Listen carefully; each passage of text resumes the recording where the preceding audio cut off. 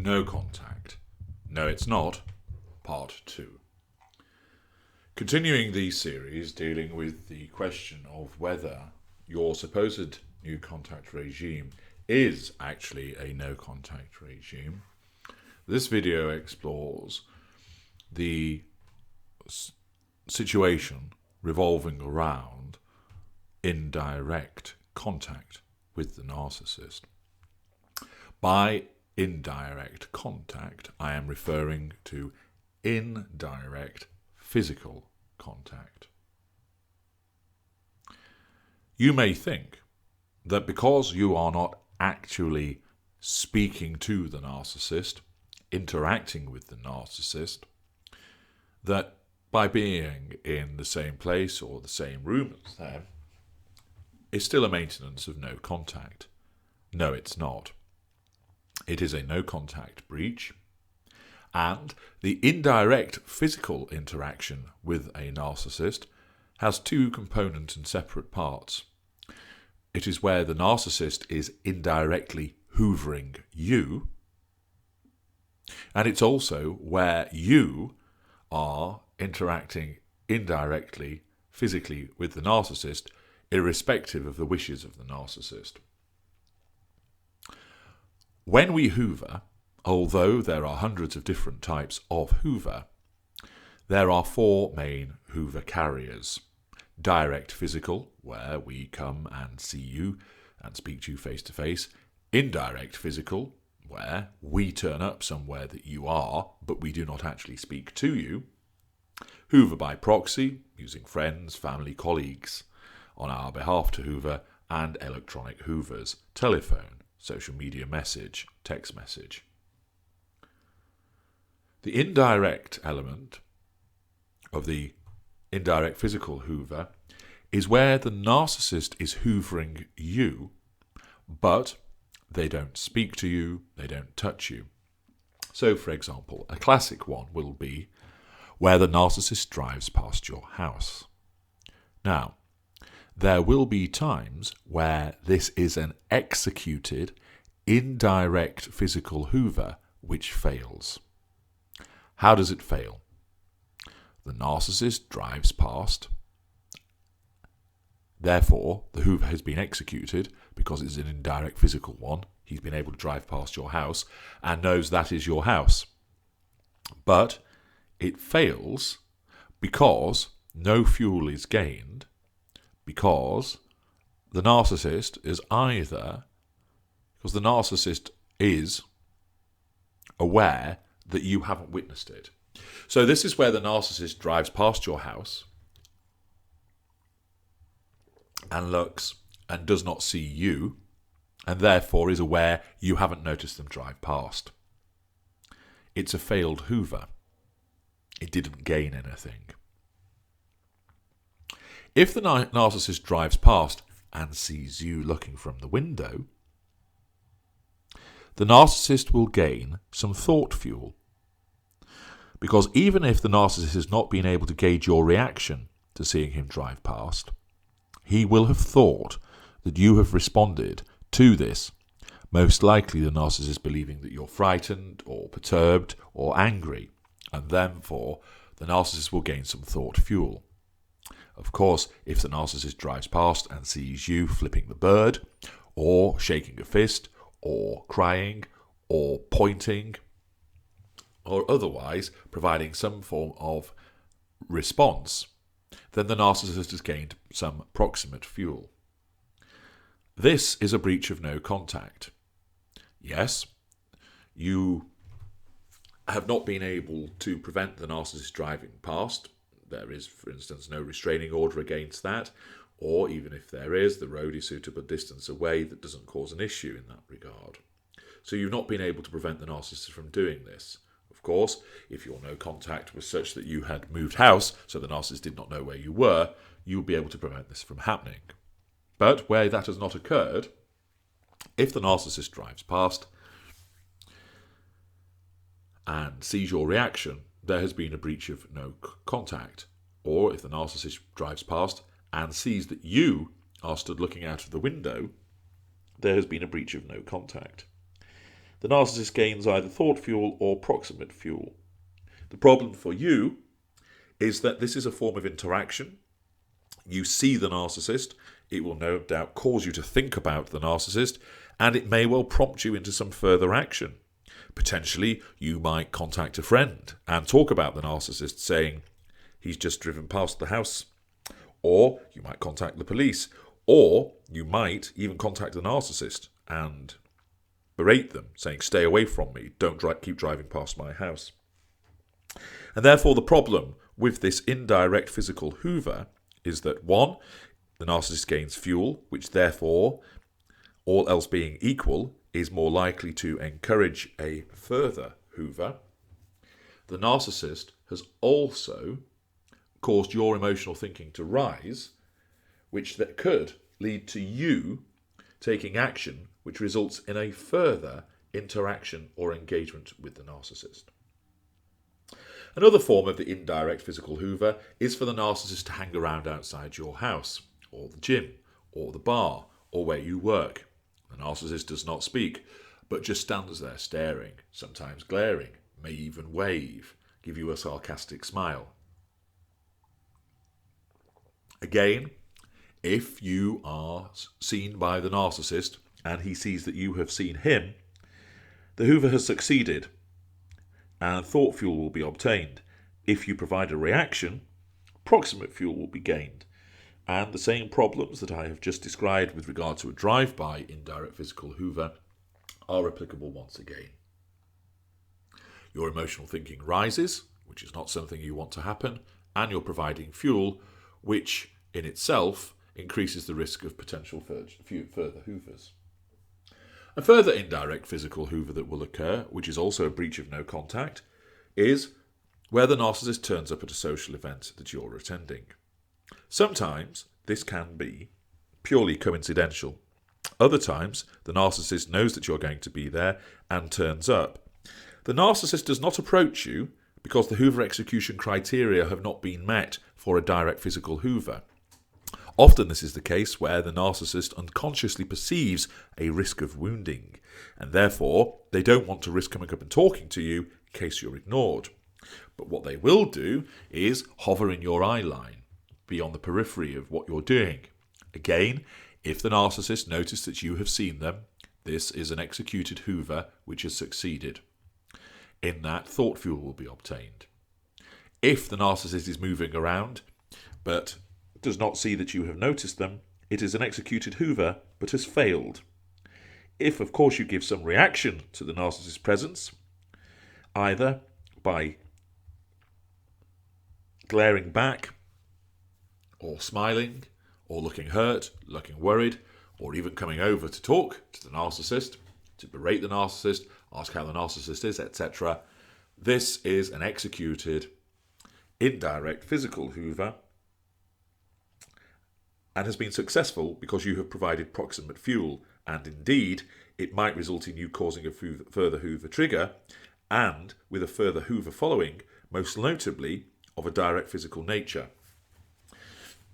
The indirect physical hoover is a breach of no contact, and therefore the way to avoid it is to ensure that the narcissist is not able to go to places where you will be.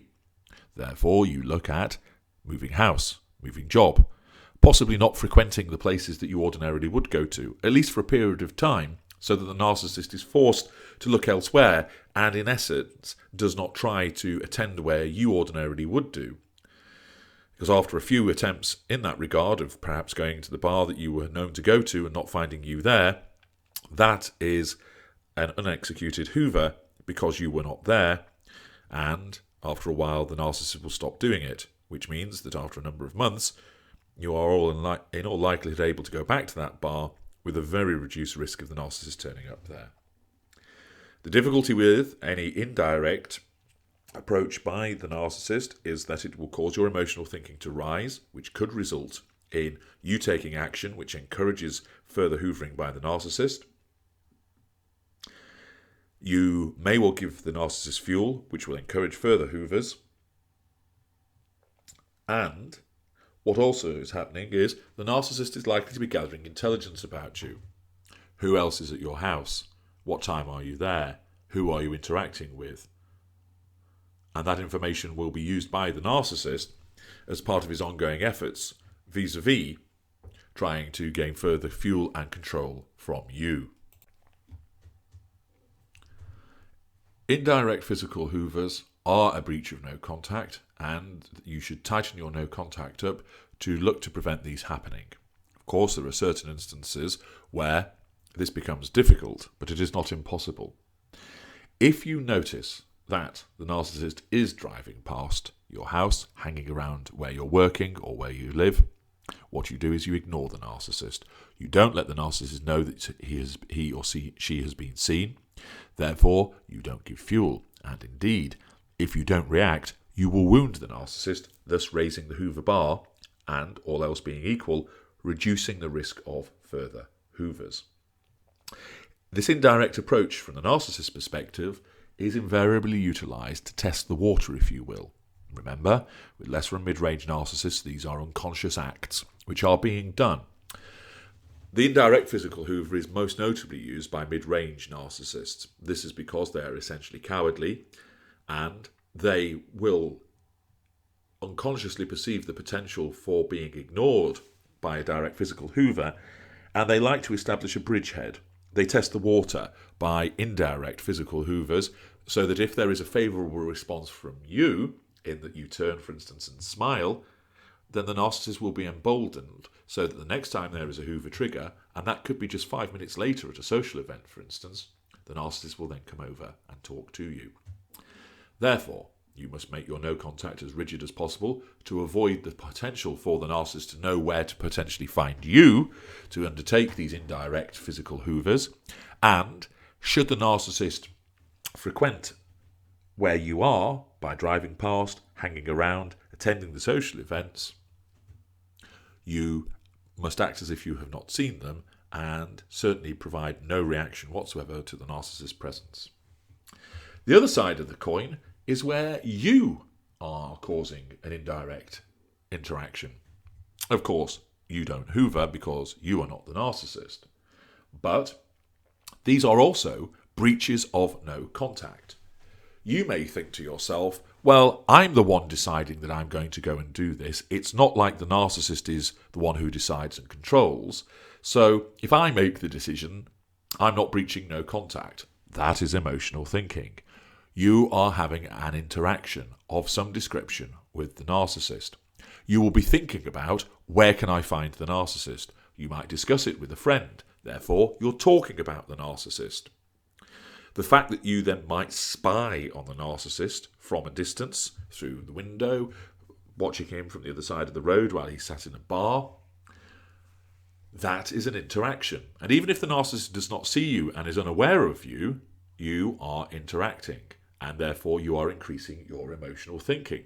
And as you know, this increase in emotional thinking may well then cause you to do something further where you approach the narcissist direct, or telephone, or message. And therefore, what you might think is a safe, in inverted commas, breach of no contact by spying on the narcissist in this way is not. It's a breach of no contact, and therefore it should not be done. You should not drive past the narcissist's house to see if he is in. You should not drive past the narcissist's house to see who else is there. Once you know, you go. You don't need to know if the narcissist is messing around with somebody. In all likelihood, he probably is. He's a narcissist. You don't need to know if she is with somebody new. She's a narcissist. She will be.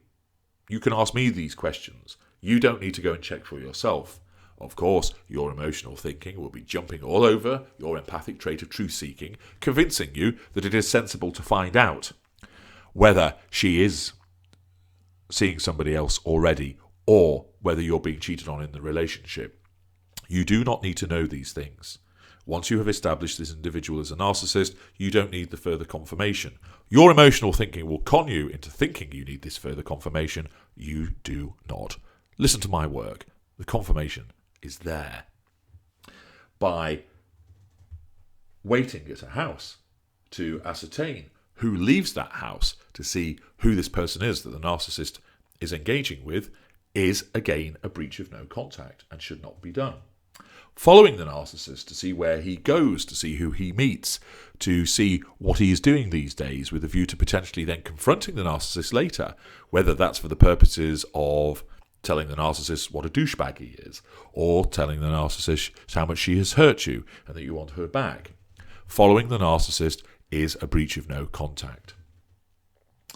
Going to an event just to catch a glimpse of the narcissist, even if it's just to find out how he or she looks these days. Have they gone to seed? Have they let themselves go? Or are they as beautiful and handsome as you always remember? Whether you go to an event to find out who they're frequenting the event with. All of that is a breach of no contact and must be resisted. You may think, because you're not talking to the narcissist, that you're not standing with them, that this is a permissible thing to do. It is not. And anything that suggests that you can do this is emotional thinking and should be resisted. Why should you not be doing any of these things that I've described? 1, they are breaches of no contact, and therefore that in itself means they are bad things. 2, they will heighten your emotional thinking. It's an engagement with the narcissist. You are either seeing them, interacting in the terms of talking about them with people. Oh, he was at this event and he was looking like this. Or, more often, you're thinking about the narcissist, either in terms of where to find them, and then thinking about who's that with them when you do see them, and what does that mean? How long have they been with that person? Are they happy? Are they going strong together? You don't need to focus on any of those items, because all it will do is heighten your emotional thinking, which means that you will not listen to logic, and you are more likely then to do other acts which further hole your no-contact regime and lead to ensnarement. By you undertaking this indirect involvement with the narcissist, you risk a benign response from the narcissist. If the narcissist sees you across the road, he might give you a cheery wave, and if the criteria are met, your Hoover trigger then causes him to come over and talk to you. He's nice to you, pleasant. Oh, you look really good. How have you been? It's a while since I've seen you. His benign reaction is then leapt on by your emotional thinking to say, hey, look, he's been really nice to you. Doesn't it feel good? And so you'll keep the interaction going. And that is when the salami slicing happens and you'll get drawn back in. Your emotional thinking will con you into thinking, well, we've been civil. We're just being friends. It's nice that we can get on. No, this person is a narcissist. You are feeding the narcissist. You will be providing fuel. You're increasing the risk of further hoovers. And even though it may feel pleasant and nice, it is ultimately to your detriment because you are increasing the risk of a hoover, your emotional thinking is rising, and those are bad things.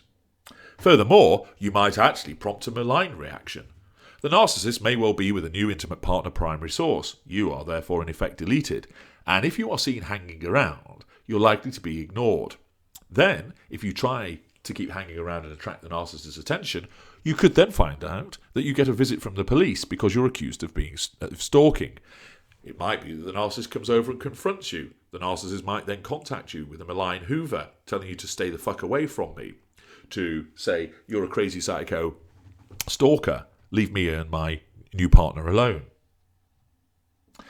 That may well hurt you, be unpleasant. It may result in certain instances, dependent upon the school of narcissist, with increased retaliation and retribution, because the narcissist wishes to punish you and keep you away from his perception that you're going to interfere with his new wonderful golden period with the new intimate partner primary source.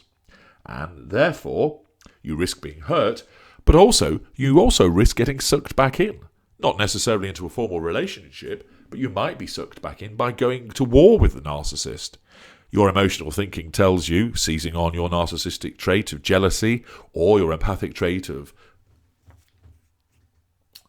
justice, that the narcissist should not be allowed to treat you this way, and you therefore devise ways of trying to get at the narcissist, all led down a garden path by your rampant emotional thinking. Furthermore, there is a risk that this behaviour could be used against you. It could be viewed as harassment. It could be viewed as stalking. And before you know it, you may end up with a court application for a restraining order against you. You then, governed by your emotional thinking, which says, how dare the narcissist do this?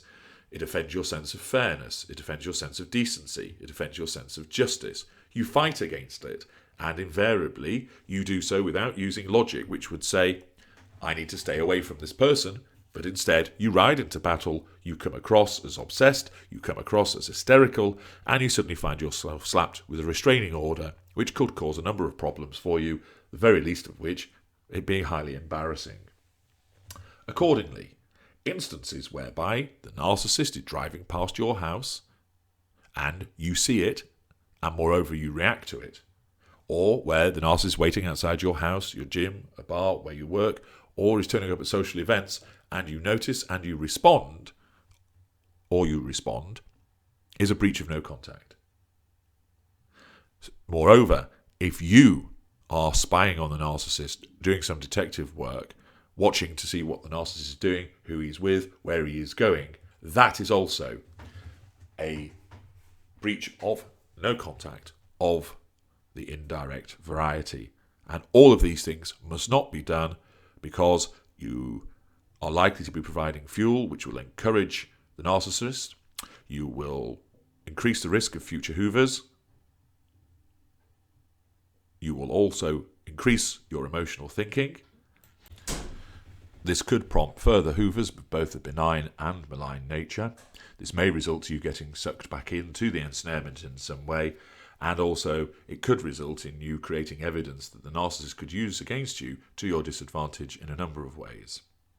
Therefore, remember, indirect involvement of a physical nature with the narcissist is a breach of no contact and is to be resisted.